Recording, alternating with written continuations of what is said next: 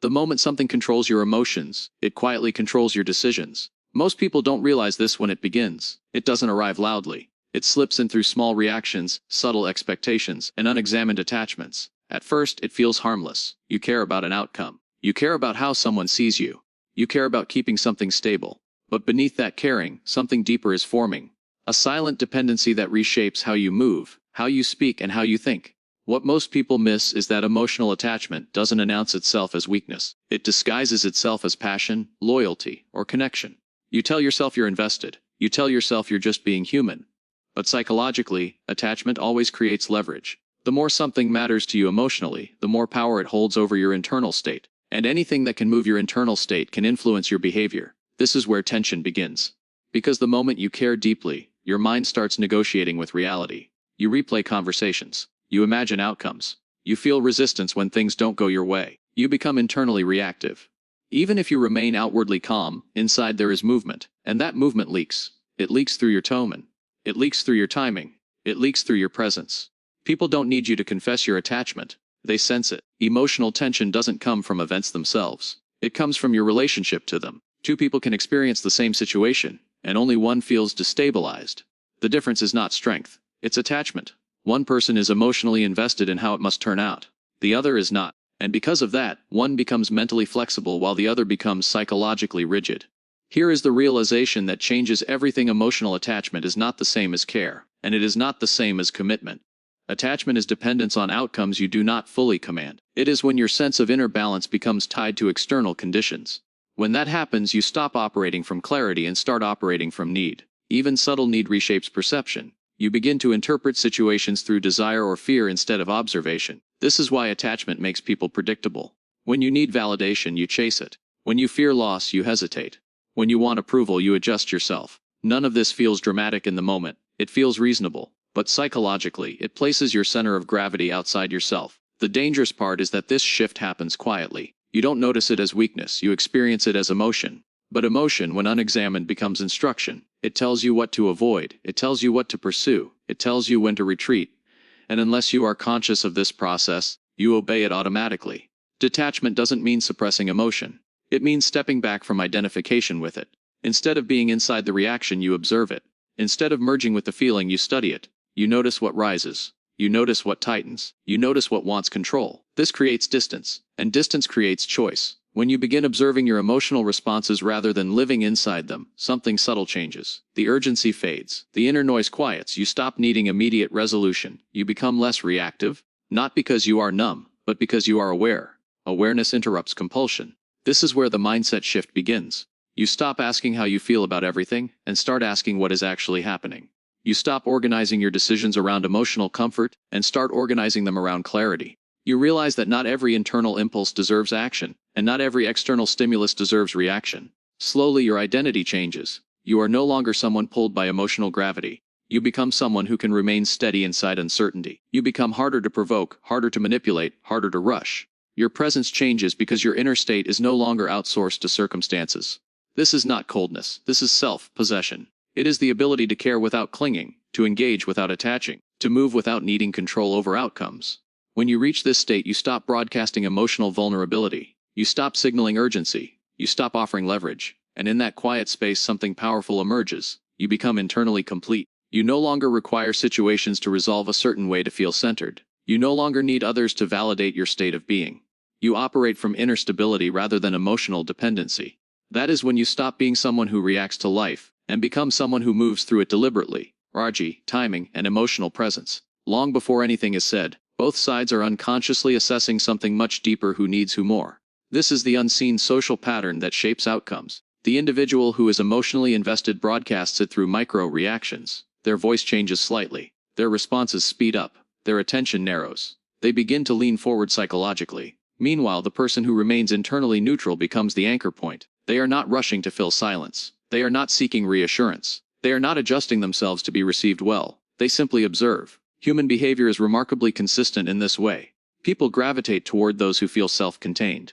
Not because they are cold, but because they appear complete. Emotional independence reads as strength at a subconscious level. It communicates that your internal state does not depend on external validation. And that changes how others position themselves around you. When someone senses that you are emotionally unattached to the outcome, their behavior shifts. They become more careful with their words. They offer more information.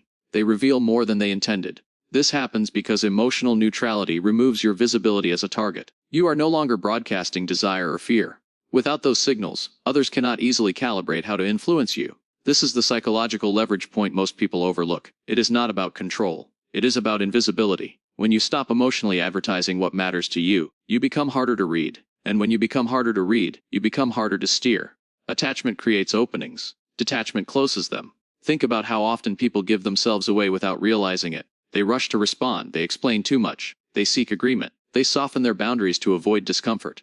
Every one of these behaviors signals emotional investment, and every signal invites adjustment from the outside. But when you replace emotional urgency with calm observation, the entire dynamic changes. You become slower to react. You let silence exist. You allow others to reveal themselves. You stop chasing clarity and instead let clarity arrive. This doesn't make you passive. It makes you deliberate. This shift feels subtle internally, but externally it is powerful. Your presence becomes grounded. You no longer fill space unnecessarily. You no longer seek to be understood. You become someone who listens more than speaks, who watches more than reacts.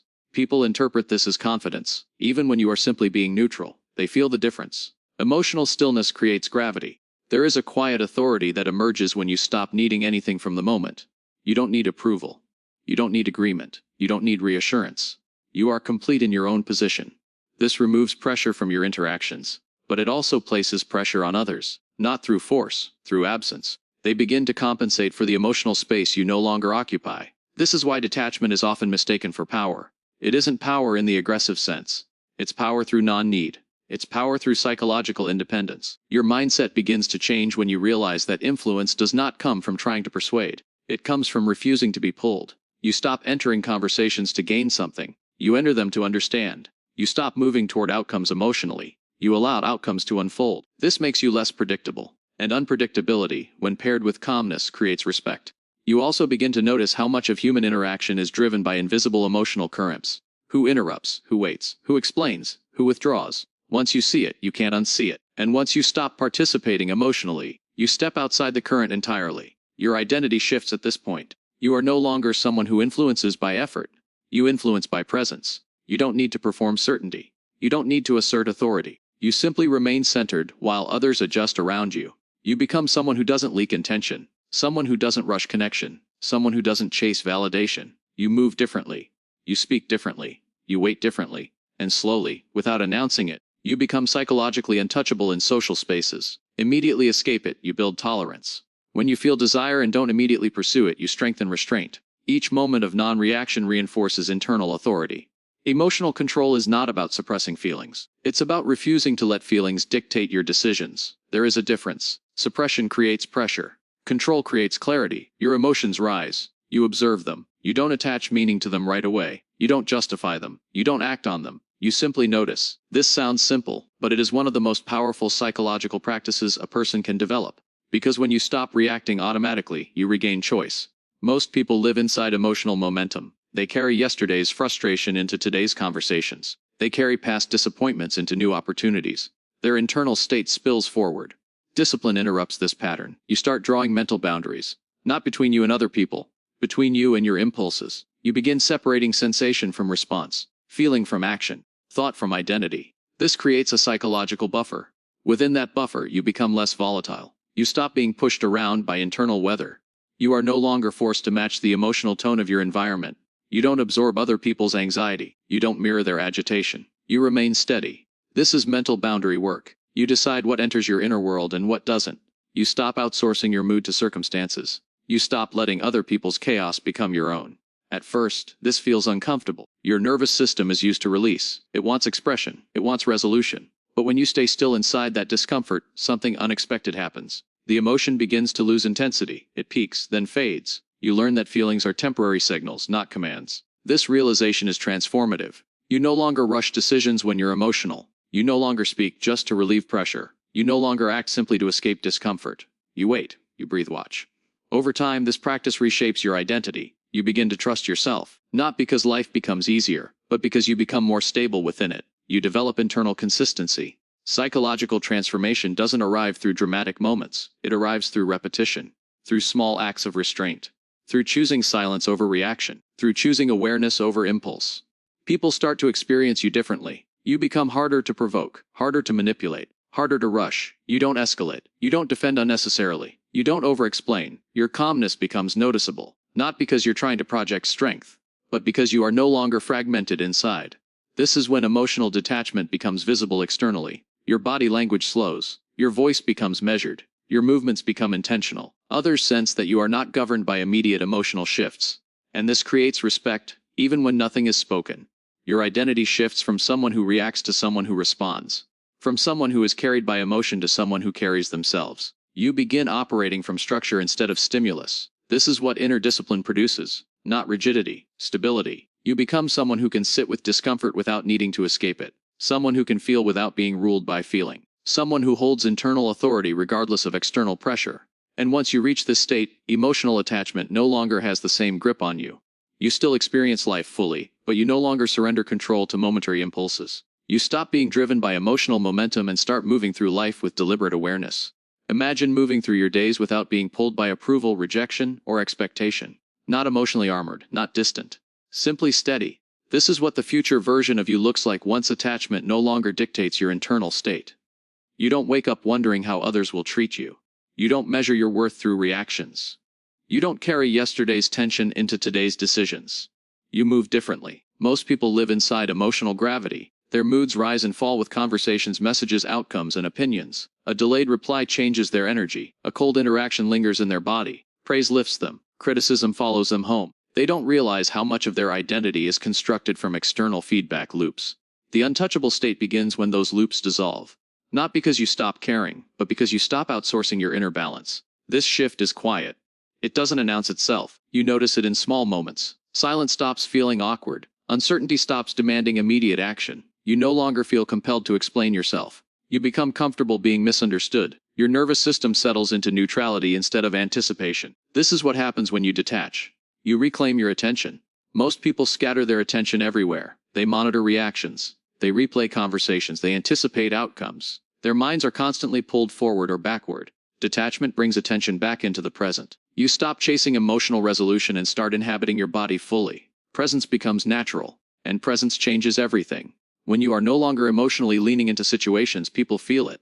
There is less urgency in how you speak. Less tension in how you listen. You don't rush conversations. You don't over-communicate. You don't try to manage impressions. You simply exist inside your own center. This creates inner authority. Inner authority is not dominance. It's self-command. It's knowing that your internal state belongs to you. You don't need external permission to feel grounded. You don't need validation to feel complete. You don't need outcomes to align perfectly in order to remain calm. That independence radiates. People sense when someone is psychologically self-contained. They feel the difference immediately. They slow down around you. They become more deliberate. They hesitate before crossing boundaries. Not because you intimidate them, but because your energy signals sovereignty.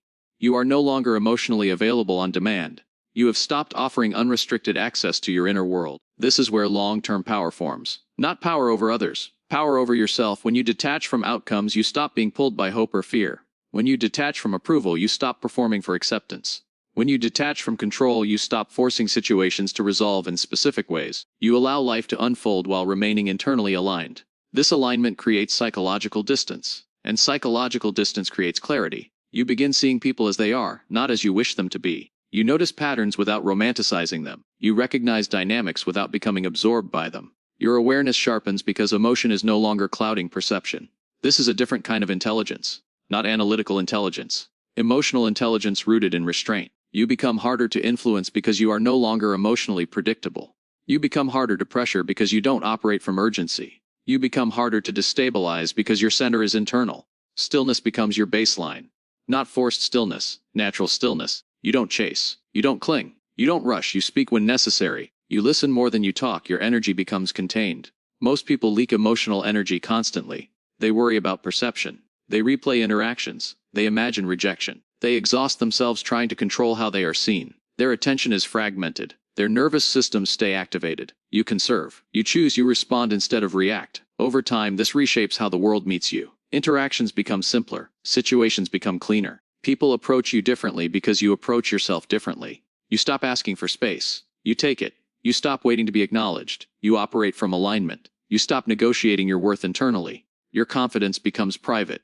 Your authority becomes quiet. Your strength becomes invisible but unmistakable. This is identity consolidation. You are no longer someone searching for emotional security. You are someone who carries it. You are no longer someone moved by every external shift. You are someone who moves through life with internal consistency. And at some point, you realize that emotional detachment was never about becoming ruthless toward others. It was about becoming disciplined with yourself. It was about mastering your reactions, protecting your clarity, and building a calm center that does not depend on approval, attention, or control. When attachment dissolves, clarity takes its place. And that's when you stop being moved by the world and start moving through it,